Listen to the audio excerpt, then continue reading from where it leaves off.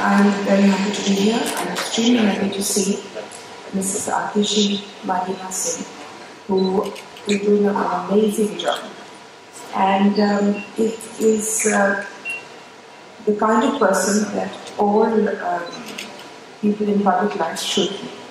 Committed, intelligent, and works.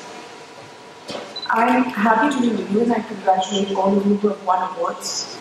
Since I'm speaking with today's entrepreneurs of India, it would be most appropriate for me to speak on how necessary and important the contribution of good companies such as yours is to the development of India.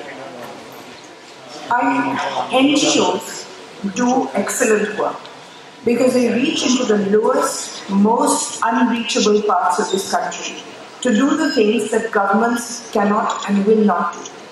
I have been dealing with NGOs my whole life, and I run India's largest animal NGO, People for Animals. I can tell you, with my experience of 45 years in this field, that it was NGOs who revived the traditional techniques of storing water in the villages, which have now resulted in government adopting and making Amrit Sarovars. It was NGOs who have gathered and stored the heritage of village music. I know that as a minister in the 90s, I was part of this endeavor. It was NGOs who started the first dark, biodegradable and cheap sanitary towns, created structures where mental health patients from villages could go, started small pop-up schools for runaway children on railway stations. The database of agricultural knowledge used by villages for centuries was again the result of NGOs.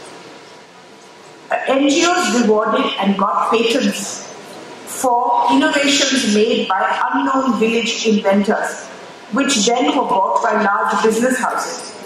It was NGOs who thought of ways to use cow dung and other waste products. It was NGOs who developed fabrics out of ahimsa cotton, pineapple waste and bamboo.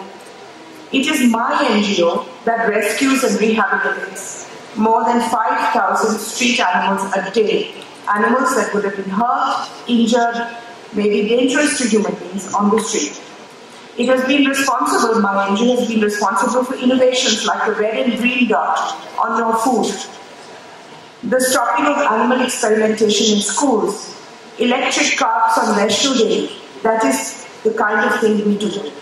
This and thousands of other small innovation interventions have actually made life easier to live.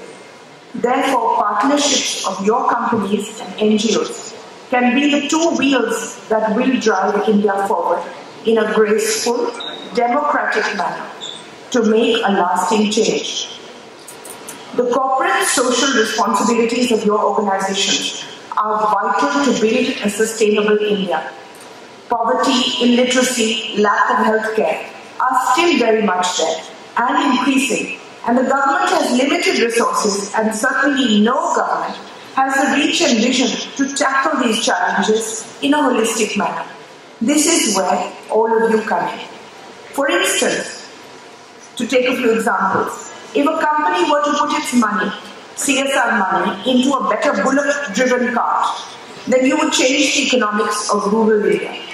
If you were to establish animal clinics in the district, you would immediately bring out an economic change in the small farmer dependent on his animal.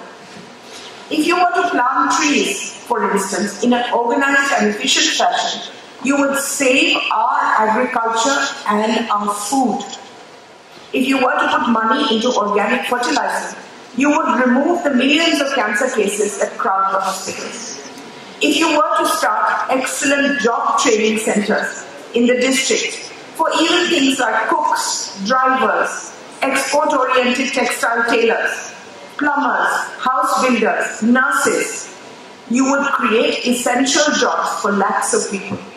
I am looking for a company, for instance, that will start India's best veterinary college, and I'd be happy to go into partnership with them. Most CSRs of companies are either difficult to access or are misused or put into pet projects of the chairman's wife. or into a subsidiary school or college run by the family. Look beyond that. You have the power to change India. Design specific policies, strategies, and objectives for the CSR. You go by trends.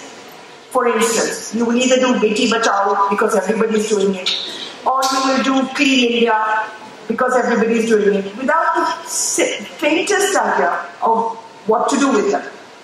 Design specific policies and strategies and objectives for CSR and set aside sensible resources to support them.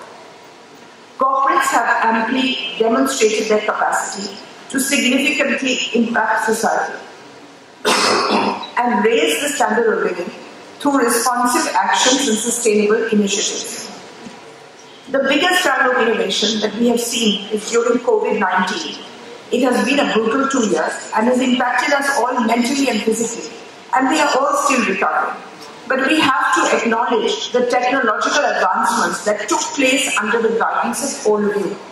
For instance, a complete switch from physical delivery of projects to online in the span of a month, that is commendable. Our very own COVID tracking app, Arogya Setu, is an example of such innovation. In this hall are leaders today who, working together, can create remarkable social changes.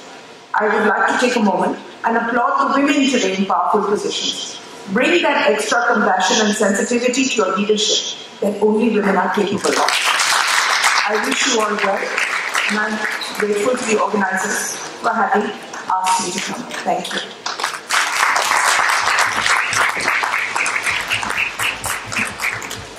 Thank you so much, ma'am.